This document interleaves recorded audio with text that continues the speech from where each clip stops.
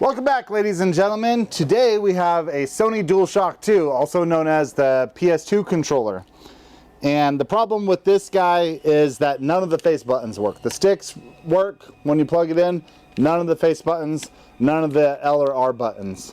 It's a common problem we see.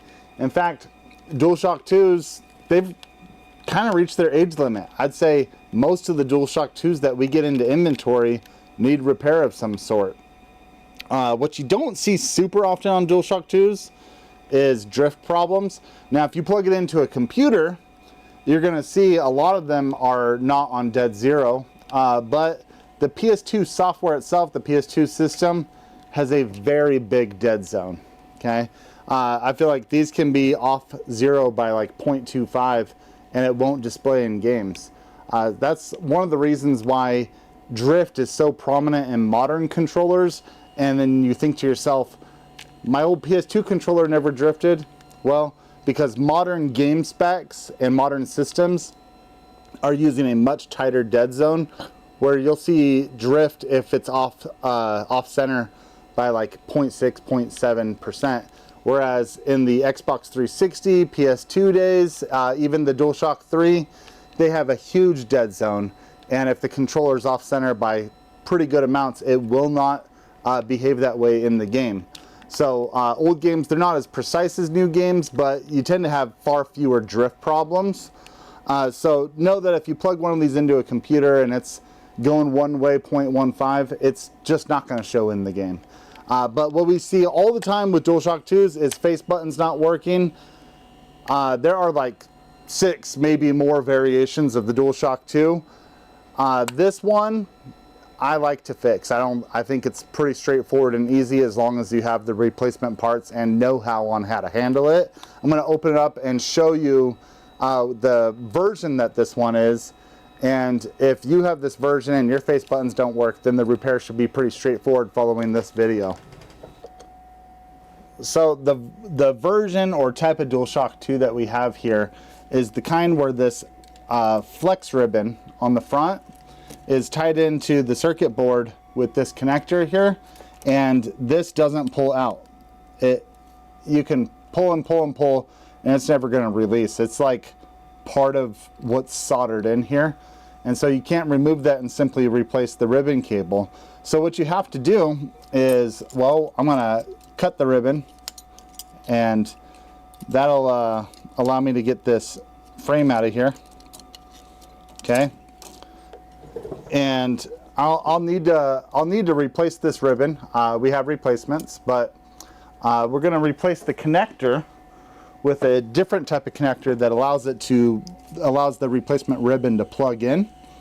And so the simplest way to replace this connector, I have found, and I mean, if you have any amount of soldering skill, surely you could remove this connector using whatever conventional means you want to. But I'm going to show you a less than conventional way that speeds along the process. Okay, so I have a benchtop vise here, and I basically have secured it to the 2 analogs so that the board is nice and sturdy. You could use any type of board holder you want. This is just something I have laying around, and it serves the purpose really well.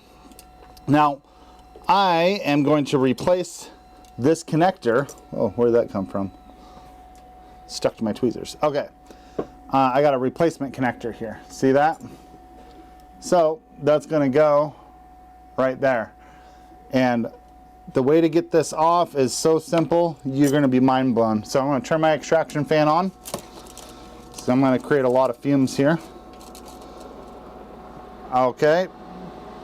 Now I'm going to use a lot of flux. I'm going to put a bunch of flux right there. Lots of it. Don't even worry about it.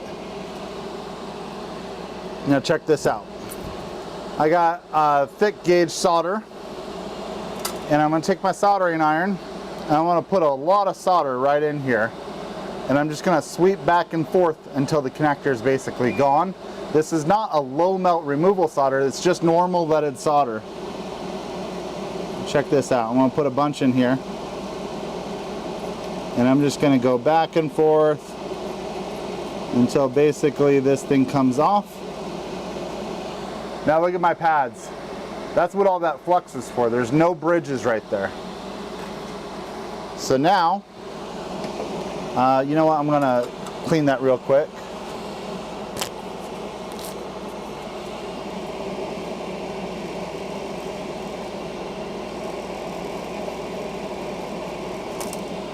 Okay.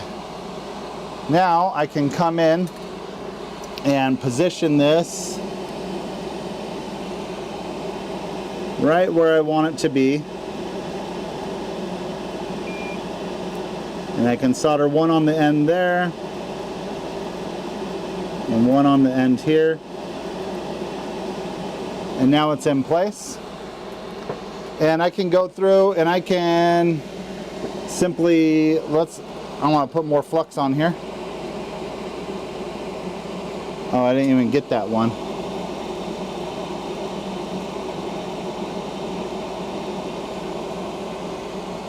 Now, you could go through and solder them one by one, or I'm going to put a lot of flux there. I'm going to take my big iron again. I'm just going to hold this in position. And come on.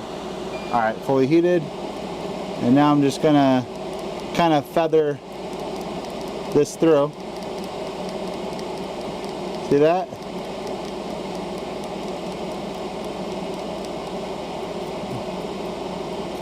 I'm sweeping along the edge of the pins.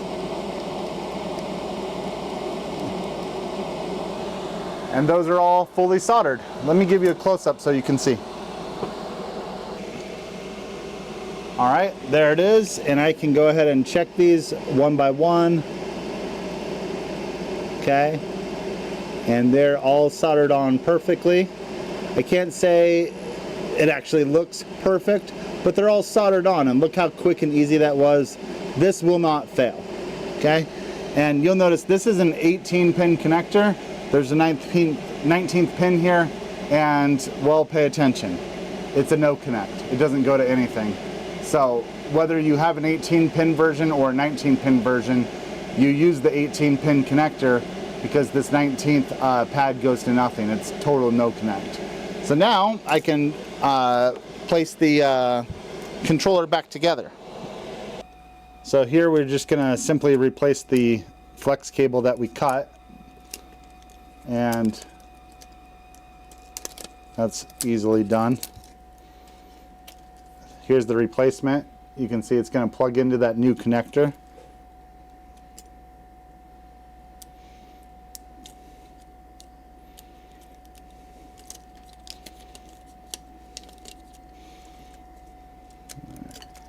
These go into place like so.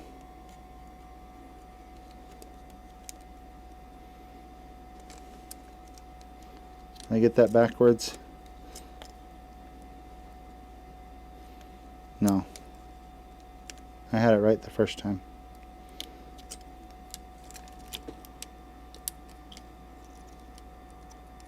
Okay. Alright, this is a riveting video, I know, but I decided not to skip it. Okay, so let's grab the controller shell.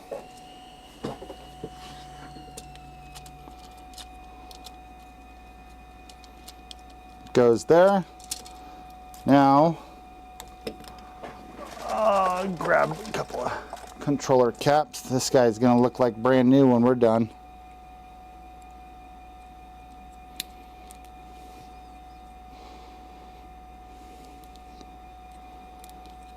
Okay, so we're gonna set that in the shell. Of course, sometimes you accidentally bend this LED out of place, so just pay attention to what you're doing is all. All right, and then this simply plugs in.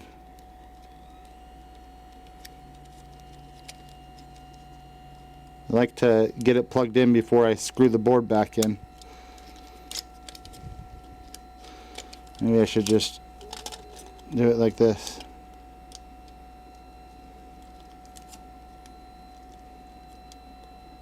There we go. Okay, you see the point here. I'm not going to film putting this back together.